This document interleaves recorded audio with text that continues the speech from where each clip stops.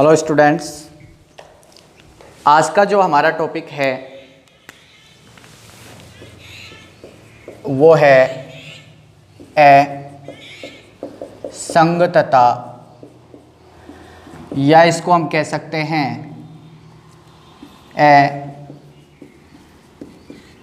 निश्चयता।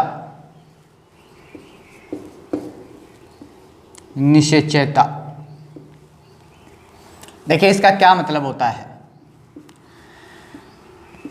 निश्चयता का मतलब होता है निषेचन में सफलता, निषेचन में सफलता या सफल। जबकि इसके ए लगने से ये बन गया अनिश्चयता, मतलब निषेचन में विफलता, निषेचन में विफलता या असफलता, असफलता। ठीक है, अब हम इसका डिस्कस करेंगे कि ये है क्या। देखिएगा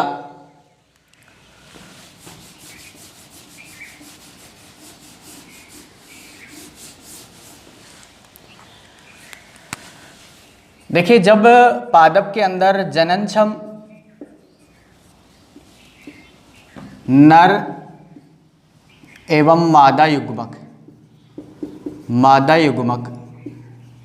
होते हुए भी, यानी जननक्षम नर और मादा युग्मक होते हुए भी अगर उनमें फर्टिलाइजेशन की क्रिया संपन्न नहीं हो पाती है या फर्टिलाइजेशन में उनमें सफलता नहीं होती है, तो उस प्रोसेस को कहते हैं अनिश्चयता या असंगतता। ठीक है, यानी कि पराग कण पूर्ण रूप से मैच्योर हैं और जननक्षम हैं और बीजांड में जो अंडक है, ठीक है, वो भी मोस्टली क्या है, सक्षम है, लेकिन उनके बीच में फर्टिलाइजेशन है वो सफल नहीं हो पा रहा है किसी भी कारणवश से। ठीक है, तो उसकी असफलता को, निषेचन की असफलता को ही हम क्या कहते हैं, अनिश्चयता कहते हैं या असंगतता कहते हैं।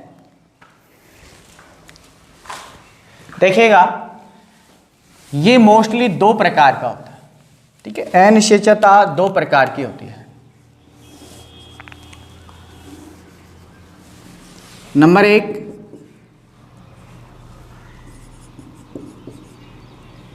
अंतरजातीय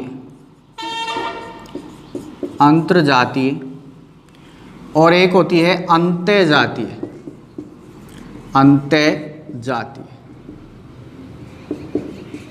ठीक है, देखिए नाम से पता चल रहा है। अंतरजातीय अनिश्चयता कह सकते हैं और इसको अंतःजातीय अनिश्चयता कह सकते हैं। क्लियर?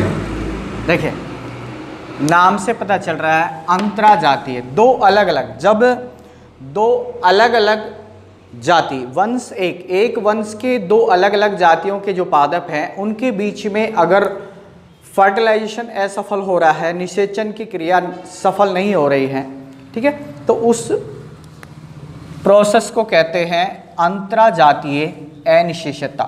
ठीक है, इसमें क्या होता है, एक वंश की अलग अलग प्रजाति के मध्य पाई जाने वाली अनिश्चयता। ठीक है, जैसे हम बात करें एग्जाम्पल, जैसे ब्रेशिका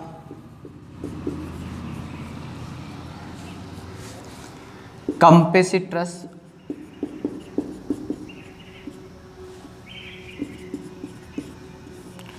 एवं ब्रेशिका रापा, इन दोनों का वंश एक है और इनकी जाति अलग अलग है। अगर इनके अंदर निषेचन असफल हो रहा है तो उसको कहेंगे अंतराजातीय अनिषेचता, राइट। अगर यहां बात करें अंतर्जातीय में, यदि किसी भी शारीरिक और आनुवंशिक कारकों की वजह से अगर उसी जाति के यानी एक ही जाति के पादपों के मध्य पादपों में निषेचन की असफलता,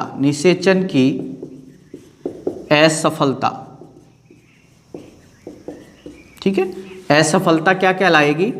अंतर्जातीय अनिश्चितता, ठीक है। इसको स्वबंधता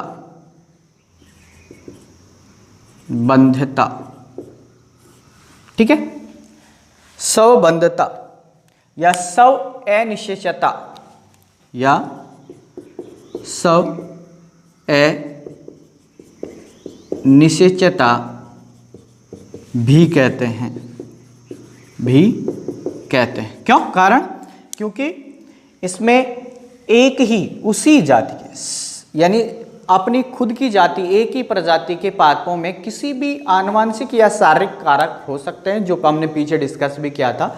उनकी वजह से अगर फर्टिलाइजेशन सफल नहीं हो रहा है, जननक्षम हमारे पास में क्या है, नर मादा युग्मक है, लेकिन उसके बावजूद भी उनमें फर्टिलाइजेशन कंप्लीट नहीं हो पा रहा है, तो उस कंडीशन को हम कहेंगे स्वबंधता या स्व अनिश्चितता, ठीक है, राइट। जैसे प्रिमूला के अंदर होता है, एग्जाम्पल की बात करें प्रिमूला, ठीक है।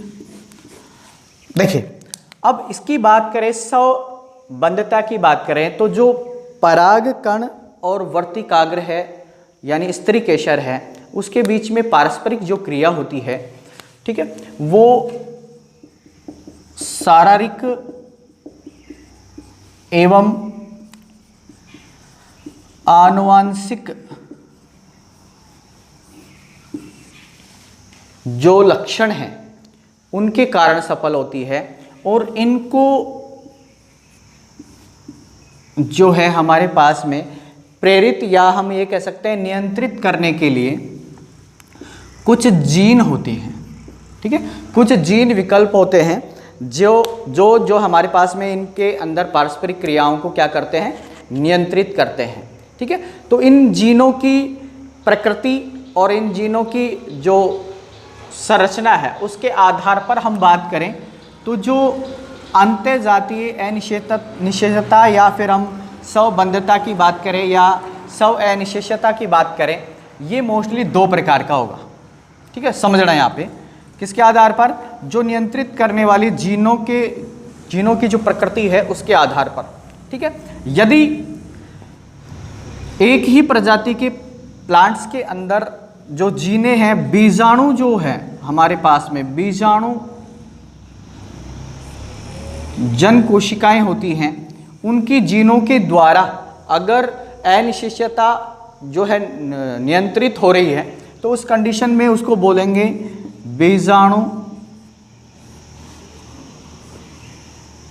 बीजाणुद्भिद स्वबंधता, ठीक है। और यदि स्वबंधता है वो किसी परागकण की कोई भी जीन है उसके द्वारा नियंत्रित हो रहा, परागकण, ध्यान रखना, परागकण क्या होता है, युग्मक या हम ये कह सकते हैं अगुणित, ठीक है। तो अगुणित पार्ट या भाग संरचना के कोई जीन है, वो अगर नियंत्रित कर रही है स्वबंधता को, ठीक है, तो उसको कहेंगे युग्मोद्भिद स्वबंधता, ठीक है, राइट। तो इस प्रकार से ये दो प्रकार की स्वबंधता होती है, वो जीनों के द्वारा नियंत्रित होती है। यदि मान लीजिए द्विगुणित पार्ट्स हैं, कोई भी पादप के द्विगुणित पार्ट्स हैं, बीजाणु पार्ट्स हैं, उनकी जीन्स अगर संबंधता को प्रेरित कर रही हैं तो उसको बीजाणुभिद संबंधता कहेंगे। और यदि अगुणित यानी कि कोई परागकण वगैरह इनकी जो कोशिकाएं जीन होती हैं, ठीक है, अगर वो नियंत्रित कर रही हैं संबंधता को, ठीक है, तो उसको बोलेंगे युग्मोद्भिद संबंधता। ठीक है, अब देखिए इस संबंधता का कारण, या मैं ये कह सकता हूं कि कंप्लीटली रूप से असंगतता या अनिश्चितता का के क्या क्या कारण हो सकते हैं। ठीक है, सबसे पहला कारण हो सकता है हमारे पास में, कारण की बात करें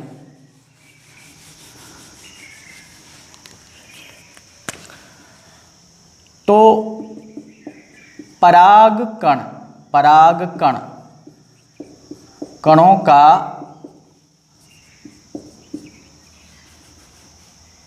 अंकुरण नहीं होना, यानी वर्तिकाग्र पर किसी भी कारण से या तो पोषकों की कमी हो सकती है, या फिर हम ये कह सकते हैं कि उसके अंदर किसी भी प्रकार की शारीरिक या फिर आनुवंशिक कुछ कारक हैं, उनकी वजह से अगर वर्तिकाग्र पर परागकणों का अंकुरण नहीं होता है, यदि परागकण जननक्षम भी है, ठीक है, मैच्योर भी है, लेकिन उनका अंकुरण नहीं हो पाएगा, तो उस कंडीशन में क्या होगा, उनमें निषेचन में सफलता नहीं होगी। ठीक है, यानी कि वो कौन सी क्रिया हो जाएगी, अनिश्चितता हो जाएगी। दूसरा कारण हो सकता है, जैसे मान लीजिए अंकुरण तो हो गया लेकिन परागनली है, उन परागनली की वृद्धि नहीं हो रही, परागनली की वृद्धि नहीं होना। ठीक है, परागनली की वृद्धि नहीं होना, ये भी एक फैक्टर हो सकता है कि अगर परागनली वृद्धि नहीं करेगी तो बीजांड तक नहीं पहुंचेगी, और बीजांड तक नहीं पहुंचेगी तो नर युग्मक हैं, वो बीजांड में जो मादा युग्मक हैं हमारे पास में उनको फर्टिलाइट नहीं कर पाएंगे। ठीक है, तो इस कंडीशन में भी क्या होगा, अनिश्चितता पाई जाएगी। ठीक है, या फिर हम बात करें पराग नली द्वारा बीजांड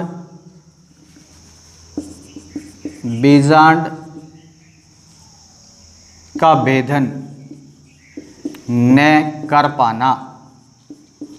ठीक है, कई वजह हो सकती हैं जिनकी वजह से बीजांड का भेदन अगर ये नली नहीं कर पा रही है तो बीजांड में प्रवेश नहीं कर सकती। इस कंडीशन के अंदर क्या होगा, अनिश्चितता होगी। ठीक है, और निषेचन में असफलता होगी, मादा युग्मक भी जननक्षम है लेकिन, और नर युग्मक भी जननक्षम है लेकिन क्या नहीं हो रहा, वो एक दूसरे से मिल नहीं पा रहे किसी भी कारण से। ठीक है, तो उस प्रोसेस को हम कहते हैं अनिश्चितता या असंगतता। ठीक है, वीडियो को अंत तक देखें, लाइक करें, शेयर करें, धन्यवाद।